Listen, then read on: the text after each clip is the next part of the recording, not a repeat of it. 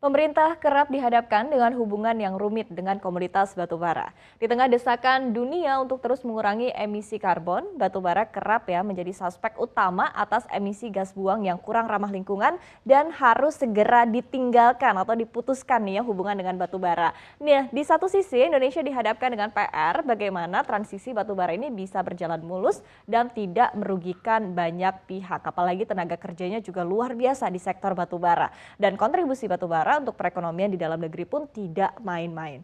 Seperti apa detailnya? Kita akan simak dalam Kiamat Batubara Picu Badai PHK. Ya, jadi misi mengurangi emisi karbon untuk mengurangi dampak pemanasan global ini kerap menjadi topik utama di seluruh dunia. Nah, misi ini pernah disepakati oleh pemerintah kita pada perjanjian Paris di tahun 2015 lalu atau Paris Agreement. Kemudian pada pertemuan COP26 di Glasgow pada tahun ini, isu ini pun kembali menjadi topik utama. Kemudian di tengah desakan ini, pemerintah pun semakin berupaya mengejar target ambisius untuk mencapai net zero karbon pada tahun 2060 atau bahkan lebih cepat lagi. Nah, salah satu langkah yang dilakukan yaitu adalah dengan mengurangi atau bahkan menghentikan penggunaan batu bara sebagai sumber pembangkit listrik atau PLTU. Nah, kemudian kita lihat di sini timeline-nya. Jadi hingga tahun 2030 pemerintah menargetkan 5,52 hingga 9,2 gigawatt PLTU ini akan dihentikan. Kemudian akan dinaikkan lagi secara bertahap bahkan hingga tahun 2025 atau bahkan lebih cepat lagi di tahun 2040 tidak ada lagi PLTU yang beroperasi. Ini adalah target dari pemerintah. Kemudian secara rinci Menteri SDM Arifin Tasrif menyebutkan early retirement PLTU batubara untuk wilayah Jawa Bali ini akan phase out di sebesar 3,95 gigawatt dan juga Sumatera ini phase out 1,57 gigawatt di tahun 2030. Kemudian pemerintah pun akhirnya membuat peta jalan menuju netral karbon agar di satu sisi ini bisa terus mempercepat pengembangan energi baru terbarukan atau EBT agar nantinya transisi energi pengganti batubara ini juga bisa berjalan lancar. Jadi tidak ada harapannya tidak ada defisit energi yang seperti yang terjadi di Eropa, kemudian juga di China dan juga negara-negara lainnya. Nah, tapi sekali lagi yang namanya perubahan, apalagi sebasic dan juga seesensial batubara sebagai sumber pembangkit listrik utama kita, tentu tidak akan semudah membalikan tangan dan tentu hal ini juga akan berdampak luar biasa bagi perekonomian kita, apalagi Indonesia menduduki peringkat ketiga sebagai produsen batubara terbesar di dunia setelah China dan juga setelah India. Nah, kita lihat berikutnya. Ya.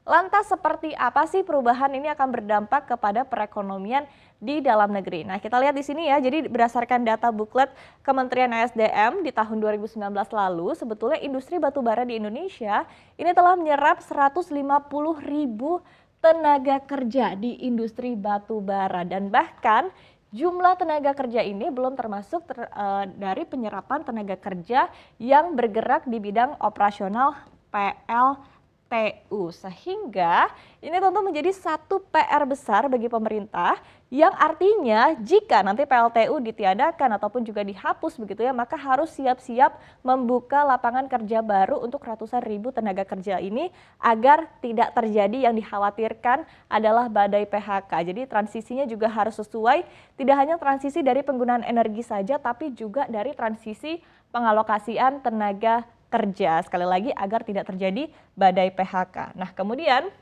hal ini juga diamini oleh Dirjen Ketenagalistrikan Kementerian SDM Rida Mulyana yang menyebutkan bahwa perlu kajian yang lebih komprehensif lagi untuk memensiunkan dini PLTU batubara. Jadi sekali lagi bukan permasalahan teknis tapi juga permasalahan sosial.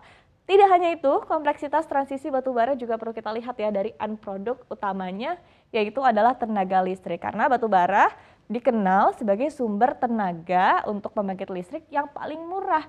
Maka dengan adanya transisi ke sumber energi baru, maka akan ada potensi kenaikan tarif listrik. Apalagi untuk EBT tentu diperlukan investasi yang baru, investasi yang besar di awal sehingga tentu ini juga akan terjadi perubahan-perubahan mungkin pada tarif listrik begitu. Dan tentu Tidak hanya para pelaku usaha saja yang nanti menjerit ya jika tarif listrik tiba-tiba merangkak naik, tapi tentu kita juga sebagai konsumen listrik sehari-hari. Sehingga sekali lagi diperlukan langkah-langkah strategis dari pemerintah untuk mengantisipasi skenario-skenario ini agar tidak berdampak.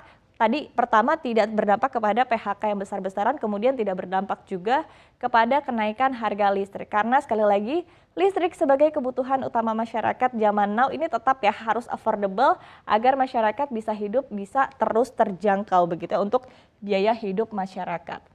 Berikutnya kita lihat, ya. Berdasarkan data dari BP Statistical Review 2021, secara global konsumsi batubara di Indonesia masih kecil, yaitu sebesar 2,2%. Jauh ya kalau kita bandingkan dengan porsi batubara, konsumsi batubara dunia, yaitu adalah China sebesar 54%, kemudian India 11% dan juga Amerika Serikat 6,1%. Sementara tadi disebutkan ya, negara kita adalah produsen batubara terbesar ketiga di dunia. Maka artinya sebagian besar komoditas batubara kita ini adalah diekspor ke luar negeri. Kemudian Direktur Penerimaan Minerba Kementerian SDM Muhammad Wafid mengatakan bahwa penerimaan negara bukan pajak atau PNBP di sektor pertambangan ini masih didominasi oleh batubara, yaitu sekitar 75 hingga 80% dari total PNBP di sektor pertambangan. Dan bahkan di saat ataupun juga di momen-momen komoditi super cycle saat ini, PNBP dari pertambangan mineral dan batubara ini telah mencapai rekor tertinggi dalam 10 tahun terakhir. Sehingga kalau kita lihat di sini berdasarkan data per 11 November 2021, Kementerian SDM mencatat penerimaannya mencapai 59,62 triliun rupiah atau bahkan 152% dari target yang ditetapkan pada awal tahun, yaitu sebesar 39,10 triliun rupiah. Nah, sementara disebutkan juga bahwa kontribusi batubara dalam perekonomian kita yaitu adalah sebesar 1,2% dari PDB, serta minyak dan gas ini adalah 2,2%. Sementara penerimaan minerba ini bisa mencapai 7 hingga 8% dari total penerimaan negara.